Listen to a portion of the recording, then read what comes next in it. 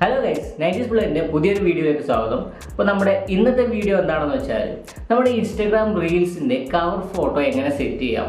ഒരുമാതിരിപ്പെട്ട ആൾക്കാർക്ക് അറിയായിരിക്കും, എന്നാൽ അറിയാത്തവർക്ക് വേണ്ടി മാത്രമാണ് ഈ ഒരു വീഡിയോ. അപ്പോൾ ഇൻസ്റ്റാഗ്രാം റീൽസിൻ്റെ കവർ ഫോട്ടോ എങ്ങനെ സെറ്റ് ചെയ്യാം. അപ്പോൾ നമുക്ക് വീഡിയോയിലേക്ക് പോകുന്നതിന് മുമ്പ് 90s പിള്ളേർ ചാനൽ നിങ്ങൾ ഇതുവരെ സബ്സ്ക്രൈബ് ചെയ്തിട്ട് തീർച്ചയായിട്ടും ഒന്ന് സബ്സ്ക്രൈബ് ചെയ്യുക. അതുപോലെ തന്നെ ബെല്ലൈക്കണിൽ ക്ലിക്ക് ചെയ്യുക, അതുപോലെ തന്നെ സപ്പോർട്ട് ചെയ്യുക. അപ്പോൾ നമുക്ക് വീഡിയോയിലേക്ക് പോകാം. Let's go.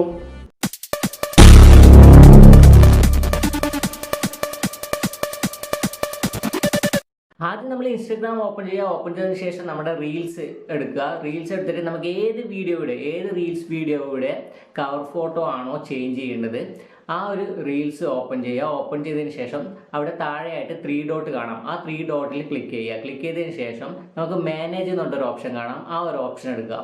അതിനുശേഷം എഡിറ്റ് എന്നുള്ളൊരു ഓപ്ഷൻ കാണാം. അതെടുക്കുക. അതെടുക്കുമ്പോൾ നമുക്ക് ഇപ്പോഴുള്ള കവർ ഫോട്ടോ കാണും. അവിടെ എഡിറ്റ് എന്നുള്ളൊരു ഓപ്ഷനും കാണാം. ആ എഡിറ്റ് എന്നുള്ള ഓപ്ഷൻ വീണ്ടും എടുക്കുക.